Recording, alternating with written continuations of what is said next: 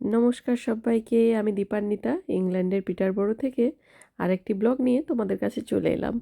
আজকে যেহেতু বারটা রবিবার আর আজকে একটা সুন্দর রোদ ঝলমলে দিন, ফলে এই মনটা একেবারে ফুরফুরে হয়ে রয়েছে। সকাল থেকে উঠেই যখন এরকম আমি রোদ্দুর দেখতে পাই, এমনিতেই মনটা ভালো হয়ে যায়।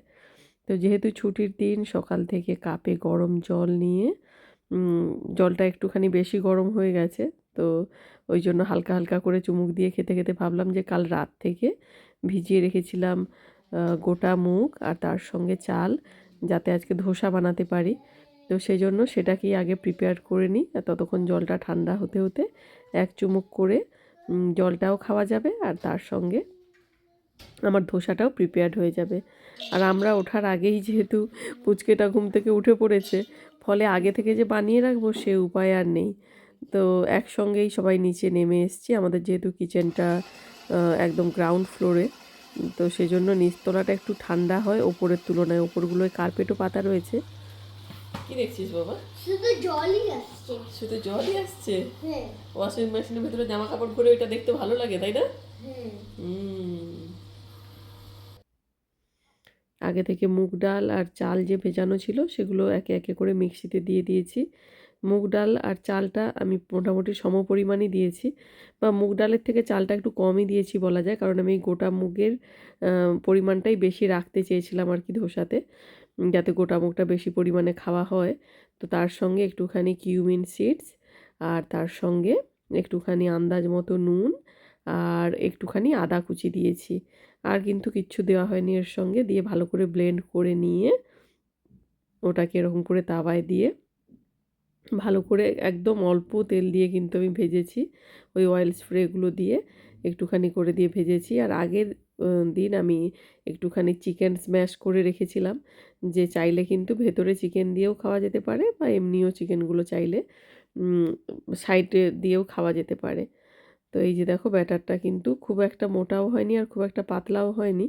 তো এরকমভাবে কড়াইতে দিয়ে কিন্তু আস্তে আস্তে করে, যেরকম আমরা রাউন্ড শেপে বানাই, যেহেতু কড়াটা ভীষণ গরম, তাড়াতাড়ি করে না করতে গেলে কিন্তু জ্বরে যাচ্ছে আর কি সেই জায়গাটায়। তো তাড়াতাড়ি করে কিন্তু জাস্ট গড়িয়ে নিতে হবে পুরো তাওয়াটা জুড়ে, যাতে ব্যাটারটা একেবারে ছড়িয়ে যায় সেইভাবে ব্যাটারটা ঢালতে হবে। তো এদিকে তো মোটামুটি রেডি হয়ে গেছে ধোসা। আর আমরা সকালে কিন্তু একটা বিশেষ করে শীতকাল হলে এই ড্রিঙ্কটা খাই। এটা, যদিও এটা এই বছরই খাচ্ছি, আগে হলে কীরকম খেতাম, কাড়া বানিয়ে খেতাম, যেটা আমরা জেনারেলি গোলমরিচ দারচিনি সব কিছু দিয়ে। তো এটার সাথে শুধু আমরা এবারে অ্যাড করেছি একটুখানি রসুন, যেহেতু রসুনটাও খেলে ওটাও আমাদের শরীরের জন্য উপকারী, সেজন্য একটুখানি রসুন আর লেমন অ্যাড করব। লেমনটা একদম শেষে অ্যাড করব, লেমনের রসটা শেষে অ্যাড করব, যাতে ওটা দিয়ে ফোটাবো না আর কি। ভিটামিন সিটা তো বলে যে গরমে বেশি ফোটাতে নেই, তো ওটা শেষে দেব। বাকি সব কিছুই দিয়ে দিয়েছি, দারচিনি রসুন আদা সব কিছু দিয়ে ভালো করে ফোটানো হচ্ছে। আর এদিকে এই যে কাপে লেবুর রসটা নিংড়ে নিয়ে রেডি করে রাখছি, এবার জাস্ট গড়িয়ে নেব। আর লেবুর খোসাগুলো কিন্তু ফেলে দেবেন না, ওগুলো এই ফুটন্ত জলে দিয়ে দেবেন, দিলে একটা সুন্দর কিন্তু গন্ধও ছড়ায়। আর মানে লেবুর খোসার যে গন্ধটা আমার ভীষণ ভালো লাগে, লেবুর খোসা বা লেবুর পাতা, এগুলোর গন্ধ কিন্তু আমার বেশ সুন্দর লাগে, সে চিকেনের মধ্যে দিলেও ভালো লাগে। আর এই যে এদিকে ধোসা মোটামুটি রেডি।